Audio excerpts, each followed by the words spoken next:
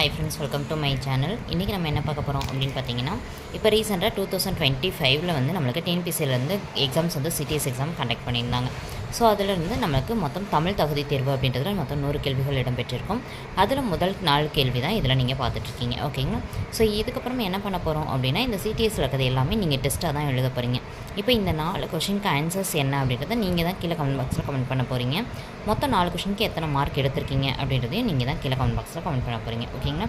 So இந்த இதில் இருக்க எல்லாமே நம்ம அடுத்தடுத்து ஒவ்வொரு இதாக வந்து இந்த இதில் இருக்கிறத நம்ம கொஷின்ஸ் வந்து போஸ்ட் பண்ண போகிறோம்.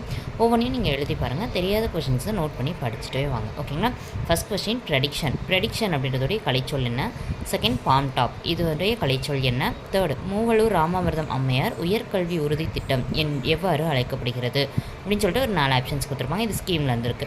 ஸோ இந்த கொஷின் பழமொழியின் பொருள் என்ன? உழைப்பின்றி ஊதியம் இல்லை. அதுக்கு இந்த நாளில் எது சரியான பொருளாக வரும் அப்படின்றதையும் கீழே கமெண்ட் பாக்ஸில் கமெண்ட் பண்ணுங்கள்.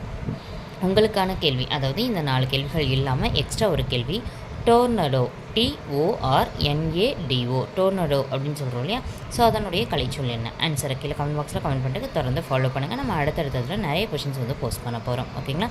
ஸோ இது உங்களுக்கு டெஸ்ட் சீரிஸ் மாதிரி போக போகுது. தேங்க்ஸ் ஃபார் வாட்சிங்.